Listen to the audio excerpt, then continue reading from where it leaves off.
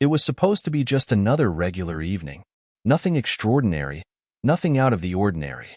Work had been tiring, the traffic on the way home was the usual headache, and I had a brief phone call with my wife, Melissa. Lately, she'd seemed distant during our conversations, but I brushed it off. After all, we'd been married for 8 years. I figured every relationship goes through its ups and downs, right? When I finally got home, I opened the door to silence. The kind of silence that feels off. Her car was in the driveway, her keys were hanging on the hook by the door, but she was nowhere to be seen. She's probably out for a walk or at the store, I told myself, but something about the quiet unsettled me. I reheated some leftovers, sat down on the couch, and turned on the TV. I wasn't paying attention to the screen, though. My thoughts were all over the place. Maybe it was just my imagination, or maybe there was something real behind the unease I felt. An hour passed, then another. Still no sign of Melissa. I called her phone, no answer. Normally, if she missed a call, she'd text me right away saying she'd call back. But this time, there was nothing, just silence. By the time the third hour rolled around, I was pacing the living room. I tried calling again. Voicemail. Again. I stared at her keys on the hook, wondering why she hadn't taken them. I decided to check our neighborhood bar, a spot we sometimes visited together. It was only a few minutes away, and I figured maybe she'd gone there to meet up with a friend and forgot to tell me. When I walked into the bar, I spotted her instantly. She was sitting at one of the corner booths. But she wasn't alone. There was a man sitting across from her, leaning in close. Too close. His hand rested casually on hers, and they were both laughing. The kind of laugh that made my stomach twist into knots. I froze, standing just a few feet inside the door, my heart pounding so hard I could hear it in my ears. She hadn't noticed me yet. Neither of them had. I watched as she leaned forward, whispering something into his ear. He grinned and tucked a strand of her hair behind her ear like they were in some cheesy romance movie. That was when I felt something snap inside me. I don't even remember walking over to their table. All I remember was the way her face paled when she finally looked up and saw me standing there. Her mouth opened slightly, but no words came out. The man looked confused at first, then uncomfortable as he realized who I was. I didn't say anything. Not yet. I reached into my pocket, pulled off my wedding ring, and squeezed it in my hand so hard it felt like the edges would cut into my skin. Then, with a steady hand, I placed it on the table in front of her. "I think this belongs to you," I said, my voice cold and steady, though my chest felt like it was about to explode. She just sat there, staring at the ring like it was some kind of alien artifact. The man shifted in his seat, looking like he wanted to bolt but wasn't sure if he should. I turned around and walked out of the bar. I didn't wait for an explanation. I didn't want one. Whatever she had to say, I knew it wouldn't change what I had just seen. That moment, as I walked back to my car, I realized something. The life I thought I had, the woman I thought I knew, none of it was real anymore. My world had shattered in the span of a few minutes, and I had no idea how to even begin putting the pieces back together. I don't remember much about the drive home. The streets were dark, the headlights of other cars blurring into long, shapeless streaks. My mind was racing, replaying the scene over and over like a broken record. Melissa, sitting there with that man, laughing as if nothing in the world could touch them. The way she froze when she saw me. The way she didn't even try to call out after I left. When I got home, the silence hit me like a freight train. The house felt emptier than ever before. Her shoes were by the door, her jacket draped over the chair in the kitchen. Little reminders of her were scattered everywhere, but they all felt tainted now. I sat on the couch and stared at the dark screen of the TV. My phone was still in my hand, but I couldn't bring myself to call her. What would I even say? Hours passed. I don't know how long I sat there, but eventually, I heard the faint sound of the front door opening. She was home. I didn't move. I just listened as she shuffled inside, probably thinking I was already asleep. Her footsteps hesitated when she saw me sitting in the dark. "Daniel," she said softly, almost cautiously, "why are you sitting here in the dark?" I turned to look at her, and for the first time, I saw her for who she really was. Not the woman I married. Not the person I had shared my life with for 8 years. This was someone else entirely. A stranger. Why don't you tell me, Melissa? I said, my voice calm but cold. Too cold. Why don't you tell me where you've been tonight? Her face fell, but she recovered quickly, forcing a smile. I told you, I was out with friends. Friends? I repeated, raising an eyebrow. Is that what we're calling it now? Friends? Her eyes darted away from mine, and I knew she was scrambling for a lie. She was always quick on her feet, but this time, I wasn't going to let her wiggle out of it. Don't lie to me, I said, my voice firmer this time. I saw you. At the bar. With him. Her mouth opened, then closed again. For a moment, she just stood there, looking like a deer caught in headlights. Then, to my astonishment, she laughed. It wasn't a nervous laugh or an apologetic one. It was a cruel, mocking sound that made my blood run cold. So what if I was? She said, crossing her arms. You were bound to find out sooner or later. I stared at her, completely floored. What are you talking about? She shrugged like it was no big deal. Look, Daniel, let's be real here. Our marriage has been dead for years. You just didn't want to admit it. I've moved on, and honestly, you should too. I couldn't believe what I was hearing. The woman I had loved, the woman I had built a life with, was standing in front of me, acting as if she hadn't just stabbed me in the back. Moved on? I repeated, my voice shaking. You mean cheating? That's what you've been doing, isn't it? She rolled her eyes, like I was being dramatic. Call it whatever you want. I call it doing what makes me happy. You should try it sometime. I felt something inside me snap. Not anger, exactly. It was something colder, something sharper. I stood up, towering over her, and for the first time, I saw a flicker of fear in her eyes. You think this is a joke?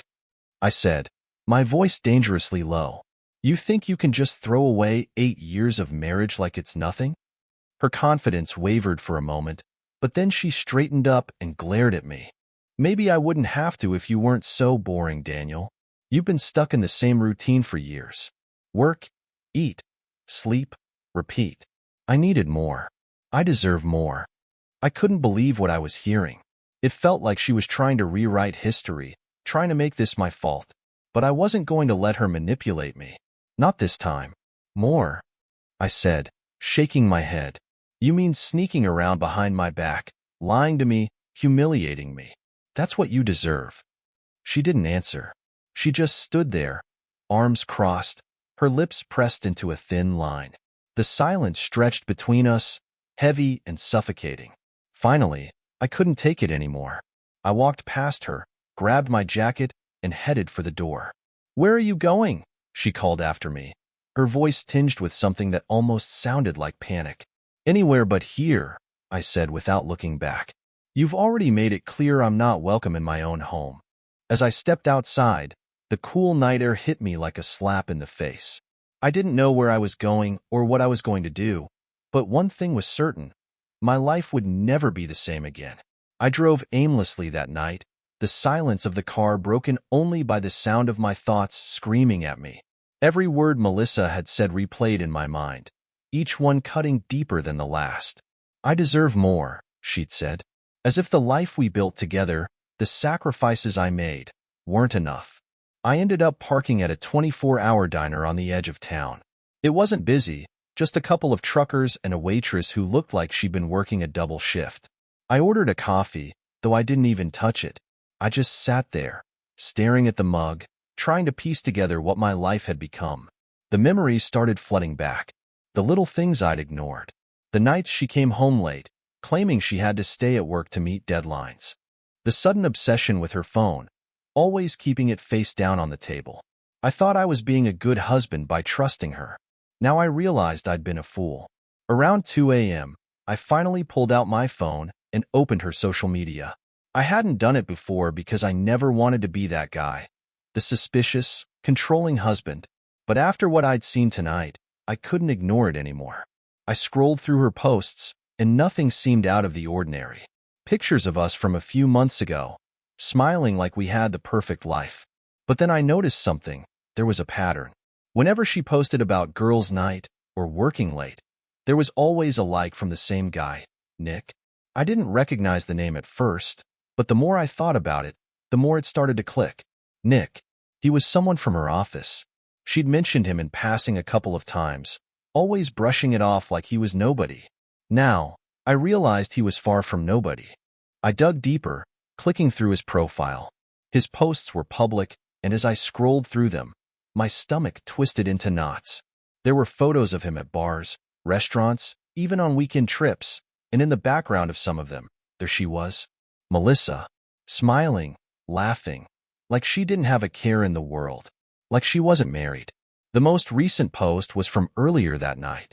It was a picture of 2 cocktails on the table captioned, "Sometimes you just need to unwind with good company." It didn't take a detective to figure out who that good company was. I put my phone down, my hands shaking. This wasn't just a fling. This wasn't a mistake. This was a calculated betrayal, one she'd been hiding for God knows how long. When I finally got home, the house was dark. Melissa was asleep in our bed, her back turned to my side. I stood in the doorway, staring at her silhouette, wondering how someone who looked so peaceful could be capable of so much destruction. I didn't sleep that night. Instead, I sat on the couch, my mind racing with questions. How long had this been going on? Did anyone else know? Was I the last to figure it out? The more I thought about it, the angrier I became. But beneath the anger was something worse, an ache I couldn't ignore. This wasn't just about her cheating. It was about the life I thought we had, the life I thought we were building together. It was all a lie. By the time the sun came up, I'd made a decision. I wasn't going to let her twist this into something it wasn't. I wasn't going to let her play the victim. If she wanted to throw away our marriage, she was going to have to face the consequences. But first, I needed answers. The next morning, I waited for her to come downstairs. I sat at the kitchen table, staring at the empty coffee cup in front of me, my heart pounding in anticipation. When she finally appeared, still in her pajamas, she gave me a quick glance and muttered, "Morning," as if nothing had happened. "Sit down," I said, my tone sharper than I intended. She froze for a moment, clearly caught off guard, but then shrugged and sat across from me. "What's this about?" she asked, her voice laced with feigned innocence. I didn't bother sugarcoating it. "I know about Nick." Her expression faltered for just a second, barely noticeable, but I caught it. Then she leaned back in her chair, crossing her arms. "What exactly do you think you know?" I could feel the anger bubbling up again, but I kept it in check. "I know you've been seeing him behind my back. I saw you at the bar last night. I saw how close you were, how comfortable you looked with him. And I've seen the photos, Melissa, the ones he's been posting online. So don't sit there and pretend like I'm imagining things." She let out a bitter laugh, shaking her head. "You were snooping through his profile? God, Daniel, do you hear yourself? You sound pathetic." "Pathetic?" I snapped, my voice rising. "Pathetic is lying to your husband, sneaking around, and humiliating him. How long has this been going on, Melissa? How long have you been making a fool out of me?" Her eyes narrowed, and for a moment, I thought she was going to deny it. But then, to my shock, she smiled. Not a nervous smile, not an apologetic one. A smug, defiant smile. "Fine," she said, leaning forward. "You want the truth? It's been months. And you know what? I don't regret it. Nick gives me something you never could." I felt like I'd been punched in the gut. "Something I never could?" I echoed, my voice trembling. "What the hell does that even mean?" She rolled her eyes, as if I was too stupid to understand. "Passion, excitement, spontaneity. Our marriage has been dead for years, Daniel. You're so wrapped up in your little routines, your work, your boring life. I needed more, and Nick gave it to me." I sat there, stunned, trying to process her words. She wasn't just admitting to the affair. She was justifying it, making it seem like I was the one who had driven her to it. The audacity of it all made my blood boil. "And what about me?" I asked, my voice cracking. "What about the life we built together, the vows we made? Did none of that mean anything to you?" She shrugged, her expression cold. "Things change. People change. I guess I just outgrew you." Her words hit me like a slap across the face. "Outgrew me," I repeated, barely able to keep my composure. "That's your excuse?" It's not an excuse, she said, standing up and heading for the coffee machine. It's the truth. You should try accepting it. I watched her pour herself a cup of coffee like we weren't having the most devastating conversation of my life. The casual way she dismissed everything we'd shared, everything we'd built, made my chest ache. How had I not seen this coming? How had I let things get this far? Is he worth it? I asked, my voice barely above a whisper. Is Nick worth throwing away 8 years of marriage? She didn't answer right away. She stirred her coffee, took a sip, and then turned to face me. Yes, she said simply. I felt the air leave my lungs. That one word, so casual, so final, broke something inside me. I stood up, my chair scraping loudly against the floor. You've made your choice, I said, my voice cold and steady. Now I'll make mine. What's that supposed to mean? She asked, her eyes narrowing. You'll find out soon enough, I replied, grabbing my keys and heading for the door. I needed to get out of there before I said or did something I'd regret. But one thing was clear. This wasn't over. Not by a long shot. I drove aimlessly for hours after walking out of that house, the place I once called home. It didn't feel like home anymore. Not with Melissa there, her lies poisoning every corner of it. My mind raced, replaying her words over and over. I outgrew you. Nick gives me something you never could. Each sentence felt like a dagger, twisting deeper every time I thought about it. Eventually, I found myself parked at the office of an attorney I'd seen advertised on billboards around town. I hadn't planned to go there. It just happened. Maybe some part of me knew that I needed to start taking control of the situation instead of letting Melissa's betrayal dictate my life. The office was cold and sterile, but the receptionist greeted me warmly. Within minutes, I was sitting across from a lawyer named Paul, a sharp, no-nonsense man with a commanding presence. I told him everything, from the moment I walked into that bar to the conversation we had in the kitchen. I laid it all out, sparing no detail. Paul leaned back in his chair, steepling his fingers as he listened. When I finished, he let out a long breath.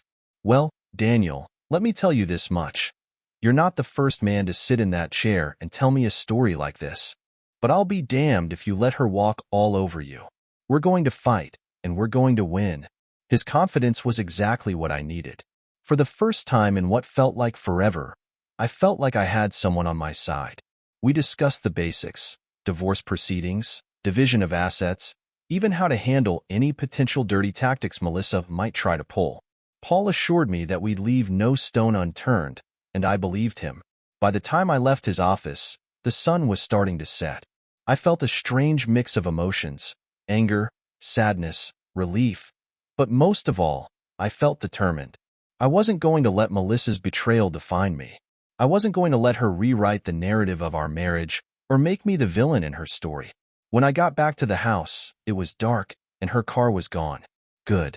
I didn't want to see her right now. I went straight to the bedroom and began packing a bag. Clothes, toiletries, a few personal items. It wasn't much, but it was all I needed for now. I wasn't staying here another night. As I zipped up the bag, I noticed our wedding photo on the dresser. For a moment, I just stared at it. We looked so happy in that picture, so full of hope and love.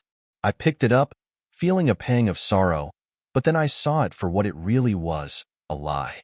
I placed it face down on the dresser and walked out of the room without looking back. Before I left the house, I wrote Melissa a note. It was short, direct, and to the point. Melissa, I'm done. I'm staying somewhere else for now. My lawyer will be in touch soon.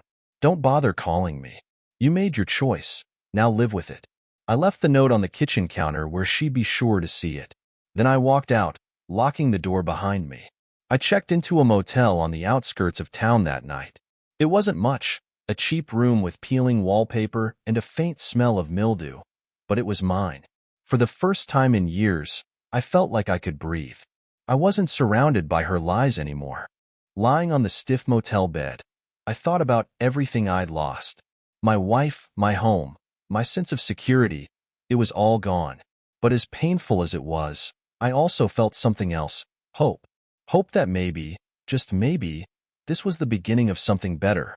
A chance to rebuild my life without the weight of Melissa's betrayal dragging me down.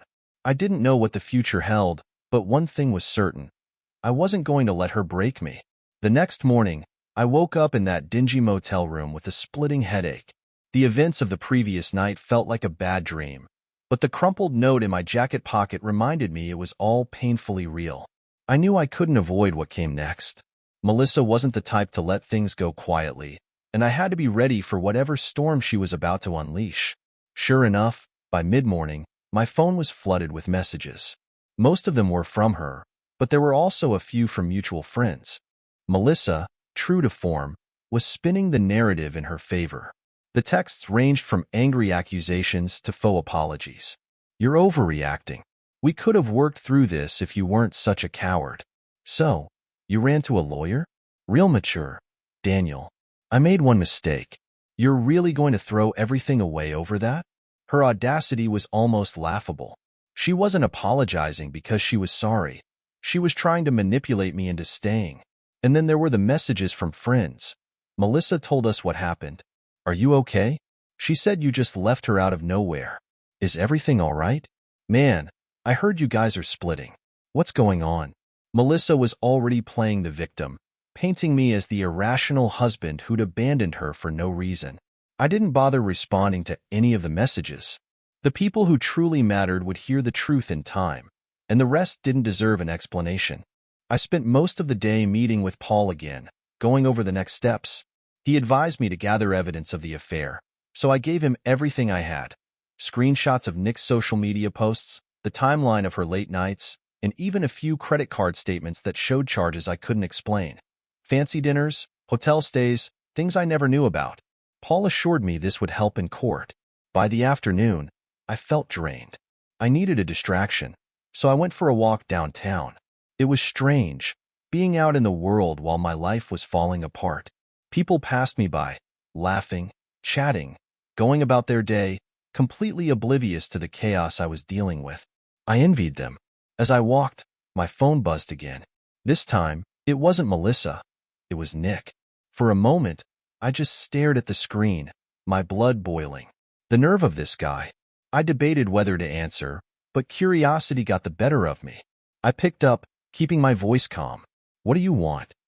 I asked. "Daniel, man, listen," he began, his tone overly casual.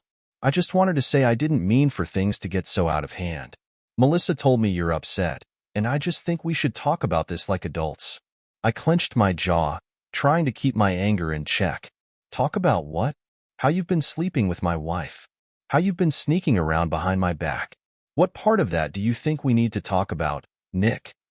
He sighed, as if I was the unreasonable one. "Look, I get that you're upset, but these things happen, man. People grow apart. Melissa and I didn't plan this. It just happened. You can't blame us for falling in love." Falling in love. The words hit me like a punch to the gut. "You're unbelievable," I said, my voice cold. "You think you're some kind of victim here? You think this justifies betraying someone who trusted you?" "Daniel, come on," he said, sounding annoyed now. "You're making this a bigger deal than it needs to be. Melissa and I are happy. Can't you just let us be?" I laughed bitterly. "Let you be? You've got some nerve, calling me and acting like I'm the problem here. You and Melissa deserve each other. I hope you're ready for the fallout because neither of you is coming out of this unscathed." I hung up before he could respond, my hands shaking with rage. The audacity of these two was beyond anything I'd ever imagined. They didn't just betray me. They were trying to justify it, to rewrite the story so they could come out looking like the heroes. When I got back to the motel, I sat down and started drafting a message to a few close friends and family members. I knew the truth would come out eventually, and I wanted to make sure it came from me, not Melissa.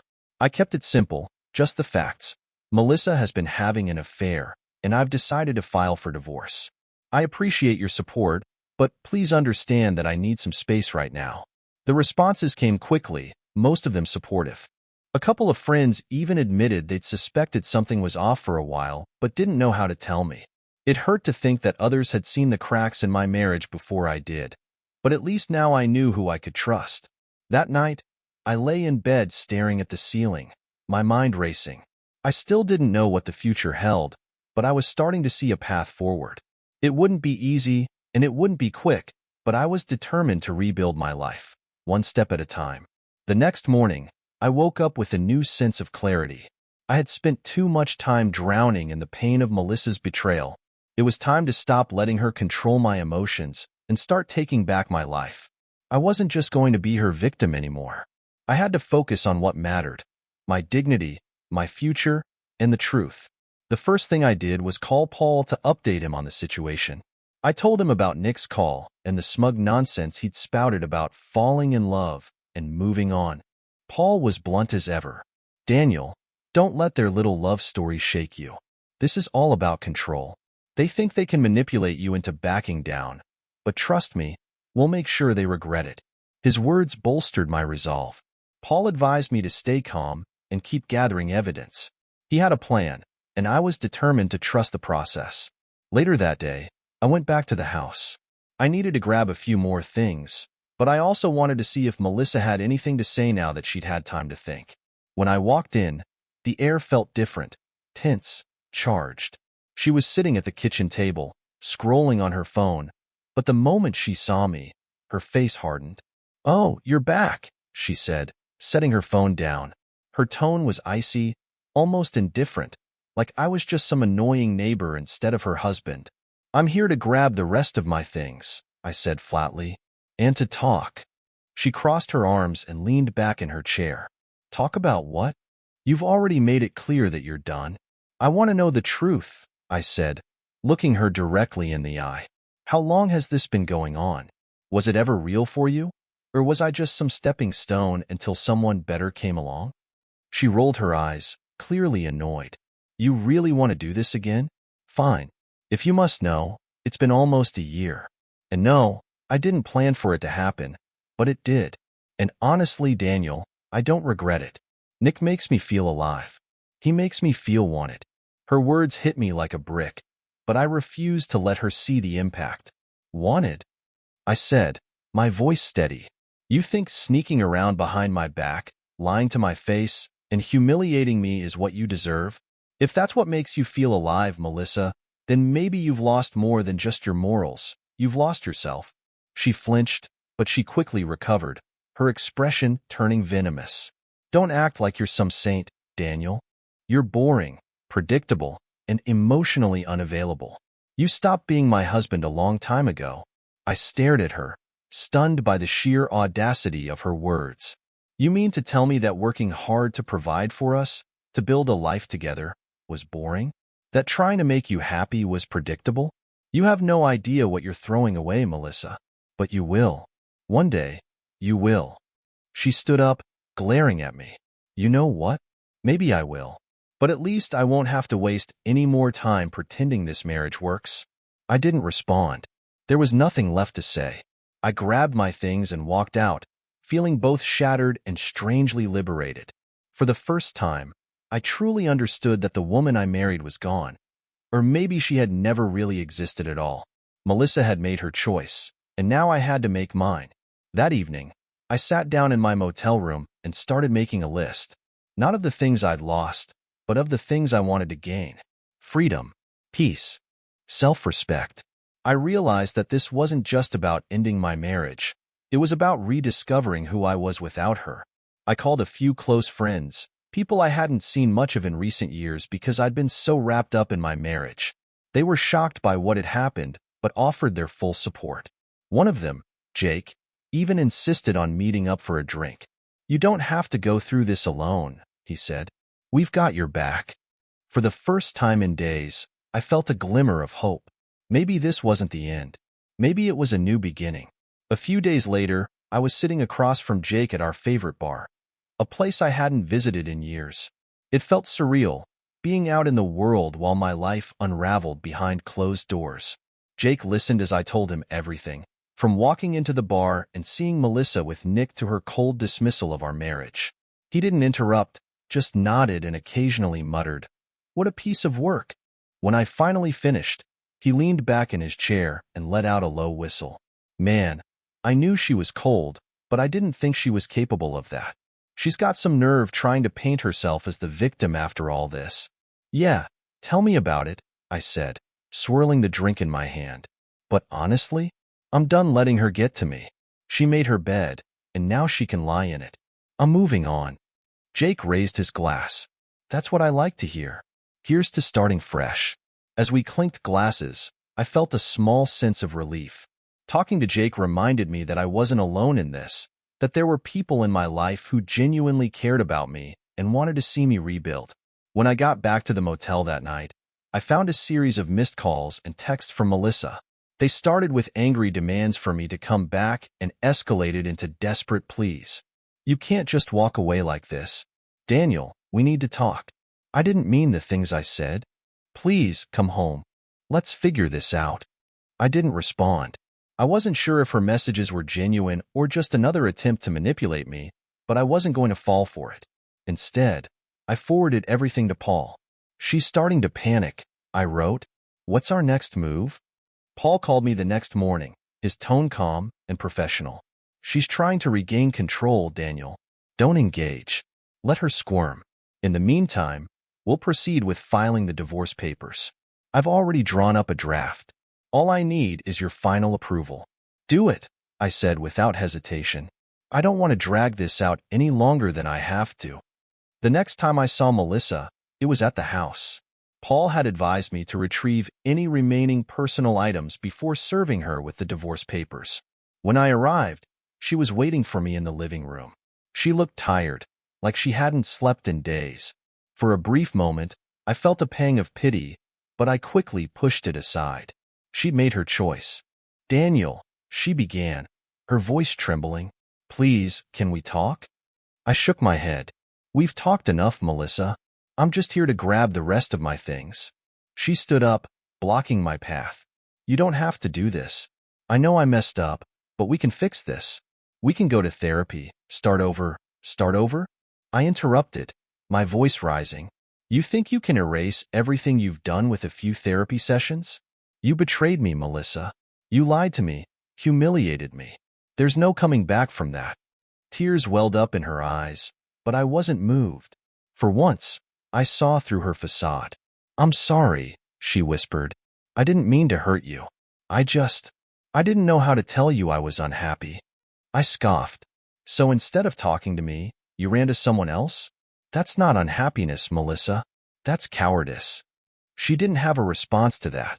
I brushed past her and went upstairs to grab the last of my belongings.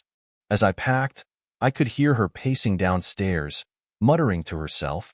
When I came back down, she was standing by the door, holding something in her hands. It was my wedding ring.